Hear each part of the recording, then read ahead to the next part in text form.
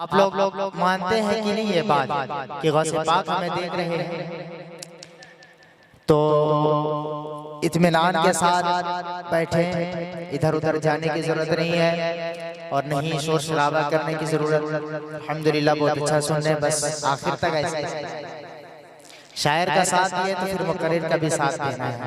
देंगे? थोड़ा जोर से बोले, देंगे ना? माशाअल्लाह। दुरूद पाक पढ़ें, अल्लाहुम्मा सल्ली अला सय्यिदिना शफीअना नबीना मौलाना मुहम्मदिन बारिक वसल्लम सल्लल्लाहु अलैहि सलातु व सलाम अलैका या रसूलल्लाह सल्लल्लाहु तआला अलैहि वसल्लम। कुरान मुक़द्दस में अल्लाह रब्बुल इज़्ज़त इरशाद फरमाता है, अला इन्ना औलिया अल्लाहि ला खौफुन अलैहिम व ला हुम यहज़नून। खबरदार, बेशक जो अल्लाह के वली होते हैं उन्हें ना कोई खौफ होता है और ना वो किसी चीज का गम करते हैं। अल्लाह के वलियों को ना किसी चीज का डर रहता है और ना वो कभी गमगीन होते हैं। वजह यह है कि वो जो अल्लाह के वली होते हैं दुनिया वालों से इसलिए खौफ नहीं रहता कि वो अल्लाह से डरते हैं। और बेशक जिसके दिल में अल्लाह का खौफ रहता है, जिसके दिल में खौफे खुदा बस जाता है, जो अपने दिल में खौफे खुदा पैदा कर लेता है, फिर वो दुनिया की किसी चीज से नहीं डरता। और जिसके दिल में खुदा का खौफ नहीं होता, जिसके दिल में खौफे खुदा नहीं होता, जिसका दिल खौफे खुदा से खाली रहता है, देखेंगे वो दुनिया की छोटी छोटी चीजों से भी डरता है। आपने देखा होगा या सुना होगा कि जिसके दिल में खुदा का खौफ नहीं होता है वो दुनिया की छोटी छोटी चीजों से भी डरता है, और जिसके दिल में खुदा का खौफ होता है और वो दुनिया की किसी चीज से नहीं डरता, चाहे वो कितनी बड़ी मुसीबत आ जाए, कितना बड़ा तूफान आ जाए, कितनी बड़ी मुसीबत आ जाए, चाहे कुछ भी हो जाए, वो दुनिया वालों के आगे झुकता नहीं है, दुनिया वालों से डरता नहीं है, क्योंकि उसके दिल में खौफ खुदा बस चुका है। और जिसके दिल में खौफ खुदा बस जाता है वो दुनिया की किसी चीज से नहीं डरता। जिसके दिल में खौफ खुदा बस जाता है वो दुनिया की किसी चीज से नहीं डरता। और आप कुरान पढ़ते हैं, कुरान शरीफ पढ़ते हैं आप लोग, अल्लाह ने कुरान में रोजे का भी जिक्र किया, अल्लाह ने कुरान में नमाज का भी जिक्र किया, अल्लाह ने कुरान में हज का भी जिक्र किया, ज़कात का भी जिक्र किया, मगर कहीं हरफे तंबीह नहीं फरमाया। हरफे तंबीह मतलब खबरदार करना। अल्लाह कुरान में फरमाता है, अला इन्ना औलिया अल्लाहि ला खौफुन अलैहिम व ला हुम यहज़नून। इस आयत में जो अला है, लफ्ज़ अला, ये हरफे तंबीह है जिसका माना है खबरदार। अल्लाह कुरान में खबरदार कर रहा है। अपने वलियों का जिक्र करने से पहले, अपने महबूब बंदों का जिक्र करने से पहले, अपने प्यारे बंदों का जिक्र करने से पहले अल्लाह लफ्ज़ अला ला करके लोगों को खबरदार कर रहा है। अल्लाह नमाज का भी जिक्र किया, कुरान में जो रोजे का भी जिक्र किया, कुरान में हज का भी जिक्र किया, कुरान में ज़कात का भी जिक्र किया, इन सारी चीजों का हुक्म दिया, मगर कहीं लोगों को खबरदार नहीं किया, कहीं लफ्ज़ अला नहीं लाया। मगर जब औलिया किराम का जिक्र किया, अपने प्यारे महबूब बंदों का जिक्र किया, अपने महबूब बंदों का जिक्र किया, तो सबसे पहले खबरदार क्यों किया, लोगों को खबरदार क्यों कर रहा है? अल्लाह इसलिए खबरदार कर रहा है, अल्लाह अलीमुल गैब है, वो जानता था और जानता है कि इस दुनिया में कुछ ऐसे लोग आएंगे जो नमाज का इनकार तो नहीं करेंगे, जो रोजे का इनकार तो नहीं करेंगे, जो हज और ज़कात का इनकार तो नहीं करेंगे, उनके फज़ाइल का इनकार तो नहीं करेंगे, मगर औलिया किराम का इनकार करेंगे, उनकी अज़मत और शान का इनकार करेंगे, उनकी शान में गुस्ताखी करेंगे। इसीलिए जब अल्लाह तबारक व तआला ने रोजे का हुक्म दिया तो खबरदार नहीं किया, नमाज का हुक्म दिया तो खबरदार नहीं किया, हज और ज़कात का हुक्म दिया तो खबरदार नहीं किया, जब औलिया किराम का जिक्र किया तो खबरदार इसलिए किया कि खबरदार उनकी अज़मत और शान का इनकार न करना, क्योंकि ये आम लोग नहीं है, ये आम बंदे नहीं है। इनमें जो तुम कमालात देख रहे हो, इनमें जो करामात देख रहे हो, इनमें जो इनकी फज़ाइल देख रहे हो, इनका कुछ अपना नहीं है, बल्कि ये मेरा अता किया हुआ है, ये मेरे देन से है।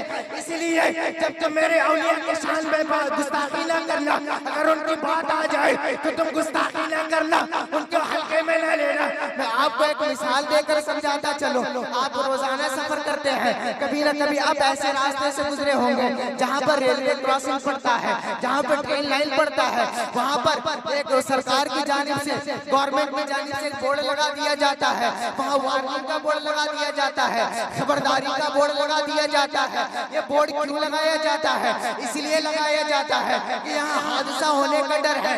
अगर लोग सुरक्षित नहीं रहेंगे, लोग अगर संभलेंगे नहीं, तो हो सकता है एक्सीडेंट हो जाए, ट्रेन के आगे आ जाए। इसलिए वहाँ बोर्ड लगा दिया जाता है ताकि लोग वहाँ महफूज रखें। कभी न कभी आपका गुजर ऐसे रास्ते से हुआ होगा जहाँ बड़ा सा तालाब पड़ता है, जिस तालाब में ज्यादा गड्ढा रहता है, उस तालाब के बाहर भी एक बोर्ड लगा दिया जाता है, यहाँ जरा संभल के रखो, यहाँ थोड़ा खतरा है, यहाँ पर गड्ढा है, अगर बगैर संभले जाओगे तो डूब के मरने का खौफ है। वहाँ बोर्ड इसलिए लगा दिया जाता है कि वहाँ जान का खतरा है। लोग अगर अनजाने में चले जाए तो हो सकता है डूब के मर जाए, हो सकता है वो खत्म हो जाए। और कभी न कभी आपका गुजर ऐसे रास्ते से हुआ होगा जिस जगह ज्यादा एक्सीडेंट होते हैं, जिस जगह ज्यादा मोड़ रहता है, उस जगह पर भी खबरदार कर दिया जाता है, उस जगह पर भी सतर्क कर दिया जाता है। कभी न कभी आपका गुजर ट्रांसफार्मर के बगल से होगा, लाइट हाउस के बगल से हुआ होगा, लाइट हाउस के बगल से हुआ होगा, जहाँ पर खबरदारी का बोर्ड हर जगह लगा दिया जाता है, हर जगह रेड कलर से, लाल रंग से लिख दिया जाता है, वार्निंग, डेंजर, खबरदार। इसलिए कर रहे हैं क्योंकि अगर कोई आदमी जाने या अनजाने में करंट का तार को पकड़ ले तो हो सकता है करंट से मर सकता है, हो सकता है उसकी जान जा सकती है, हो सकता है कुछ ना कुछ हो जाए। इसलिए वहाँ खबरदार कर रहे हैं। दुनिया वाले लोग खबरदार इसलिए कर रहे हैं कि वहाँ जान का खतरा है। लोग अगर ध्यान ना दें, लोग तवज्जो न करें तो उनकी जान जा सकती है। तो यहाँ पता चला कि जहाँ जान जाने का खतरा था वहाँ गवर्नमेंट की जानिब से खबरदार कर दिया गया, और जहाँ ईमान जाने का खतरा था वहाँ रब तबारक व तआला ने खबरदार। नारे तकबीर, नारे रिसालत, मसलके आला हजरत, नारे तकबीर। सुनने के मूड में है आप? सुनना है ना? दोनों हाथों को बुलंद करके कहें या गौस, या गौस, और जोर से या गौस। तो पता चल गया कि अल्लाह ने खबरदार क्यों किया, बंदों को खबरदार क्यों किया? इसलिए किया कि अगर हम औलिया किराम की शान में गुस्ताखी करेंगे, अगर उन्हें हल्के में ले लें, आम बंदों जैसा शुमार करेंगे, तो हमारा ईमान जा सकता है। हम मुसलमान नहीं रह सकते, हमारा ईमान जा सकता है। अभी मैंने आपको मिसाल के जरिए भी समझा दिया कि रास्तों में जगह जगह पर खबरदार कर दिया जाता है क्योंकि वहाँ जान जाने का खतरा रहता है। इसलिए सरकार की जानिब से, गवर्नमेंट की जानिब से खबरदार कर दिया ताकि लोग यहाँ मरे ना, लोग जिंदा रहें। लोग बोर्ड को पढ़ लें तो समझ जाए यहाँ जान जाने का खतरा है। बोर्ड इसलिए लगा दिया जाता है कि लोग पढ़ेंगे तो समझ जाएंगे कि हाँ यहाँ पे जान का खतरा है। और अल्लाह तबारक व तआला कुरान शरीफ में अपने औलिया का जिक्र करने से पहले अला और इन्ना लफ्ज़ ला करके खबरदार कर दिया कि लोग इसको पढ़कर समझ जाए।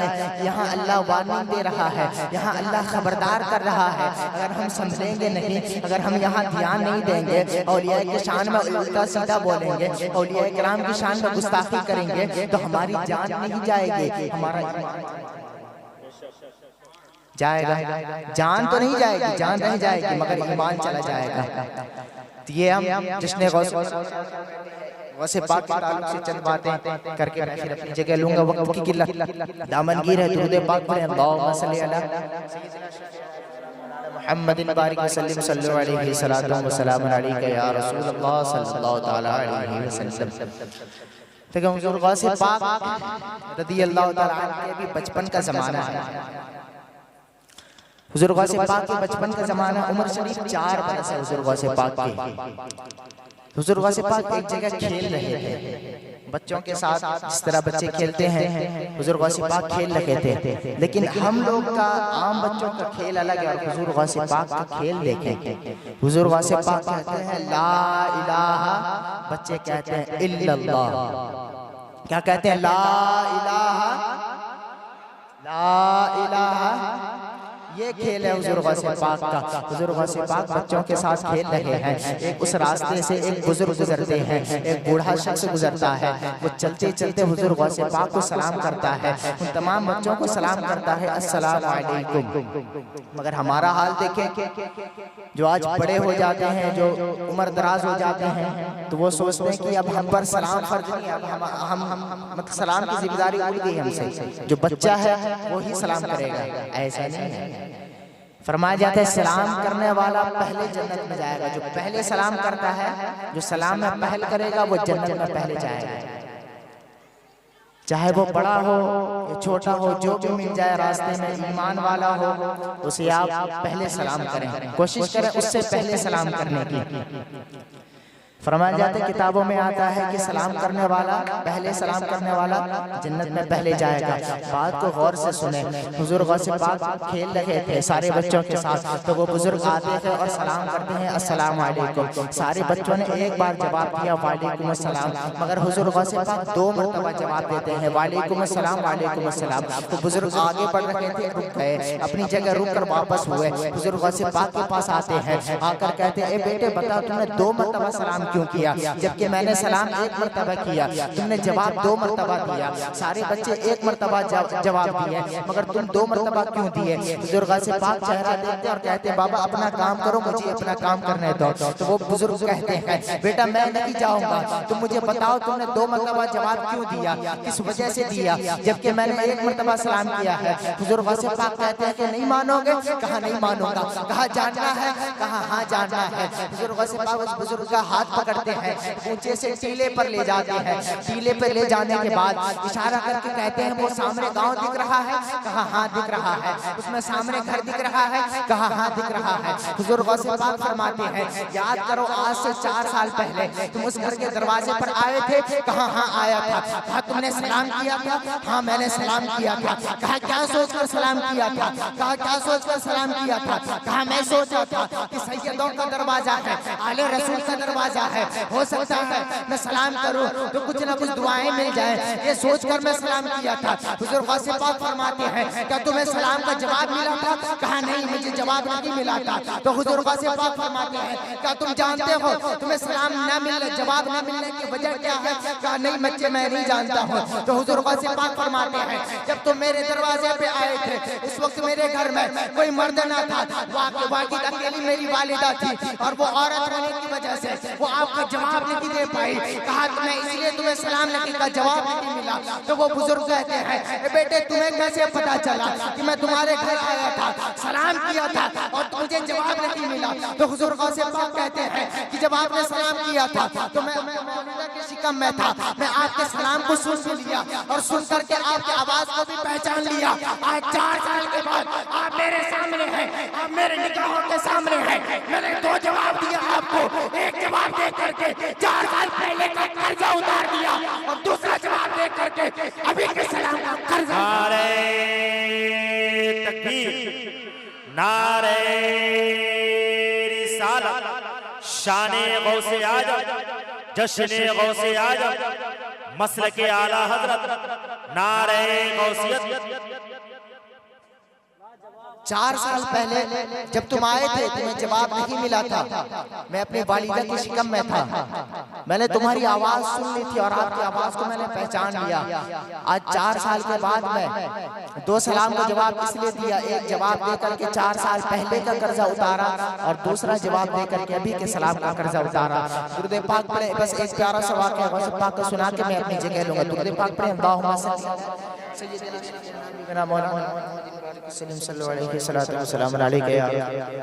सल्लल्लाहु अलैहि वसल्लम। एक मरतबा हुजूर गौसे पाक दरियाए दजला, एक दरिया था, दरिया दजला के किनारे से जा रहे थे। आपने देखा एक बुढ़िया बैठ करके रो रही है दरिया के किनारे। आपने अपने मुरीद को भेजा कि जाओ वहाँ देखो कौन रो रहा है, रोने की वजह क्या है तुम पूछ कर आओ। तो वो उनका हुजूर गौसे पाक का मुरीद जाता है और जाकर उस बुढ़िया से पूछता है कि माई सब खैर तो है, तो रो क्यों रही है, रोने की वजह क्या है? कहा सब खैर है, तुम चले जाओ, तुम होते कौन हो पूछने वाले। उसकी जब चीख निकली, जब वो जोर से रोने लगे तो हुजूर गौसे पाक तशरीफ ले आते हैं, लाकर कहते हैं माई सब खैर तो है, तू रो क्यों रही है, तुम मुझे बता तो सके तेरी वजह परेशानी क्या है, रोने की वजह क्या है, रोने का सबब क्या है। तो वो बुढ़िया कहती है बेटा अगर पूछ लिए हो तो फिर जान भी लो। आज से 12 साल पहले मेरा बेटा दूल्हा बन करके सर पे सहरा सजा करके निकला था, कश्ती में निकला था।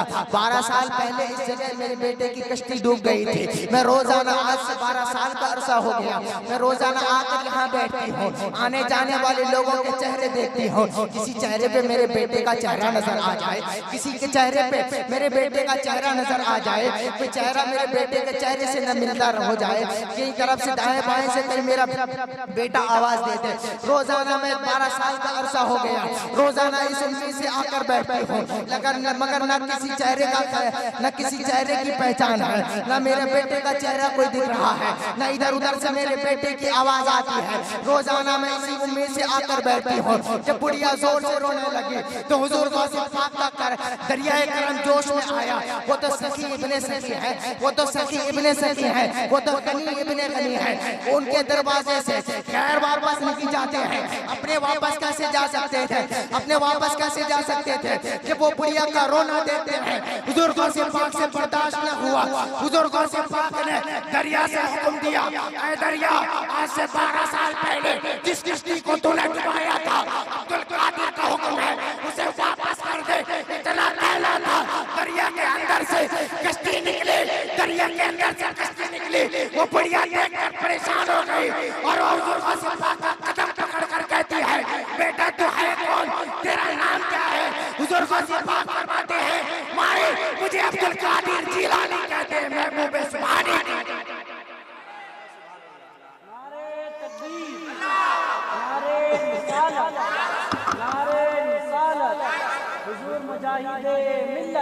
ये शान है हुजूर गौसे पाक की, ये शान है हुजूर गौसे पाक की। देखें हुजूर गौसे पाक की शान ये है, जो वली है, वलियों के इमाम हैं। आप अंदाजा लगा सकते हैं मेरे नबी करीम की शान। जब नवासे की शान इतनी है तो फिर नाना। काफी वक्त हो गया, वक्त की किल्लत दामन गिर है, बस मैं 1-2 शेर अपनी जिंदगी से मुतालिक पढ़ के अपनी जगह लूंगा कि मंजिल से आगे बढ़कर मंजिल तलाश कर। बोले सुभान अल्लाह, समझ में आ रहा है। बोले मंजिल से आगे बढ़कर मंजिल तलाश कर, मिल जाए तुझको दरिया तो समंदर तलाश कर। मंजिल से आगे बढ़कर मंजिल तलाश कर, मिल जाए तुझको दरिया तो समंदर तलाश कर। हर शीशा टूट जाता है पत्थर की चोट से, पत्थर की टूट जाए वो शीशा तलाश कर। ईमान तेरा क्या, ईमान तेरा लूट गया रेजर के हाथों से, ईमान तेरा बचा ले वो रहबर तलाश कर। सजदा से तेरी क्या हुआ, सदियां गुजर गई, दुनिया तेरी बदल दे वो सजदा तलाश कर। और करे सवार ऊंट पे जो अपने गुलाम को पैदल की खुद चले वो आका, पैदल की खुद चले वो आका तलाश कर। ये नाज ये अंदाज हमारे नहीं होते, झोली में अगर टुकड़े तुम्हारे नहीं होते। ये नाज ये अंदाज हमारे नहीं होते, झोली में अगर टुकड़े तुम्हारे नहीं होते। मिलती ना अगर भीख हुजूर आपके दर से, इस ठाट से मिनटों के गुजारे नहीं होते।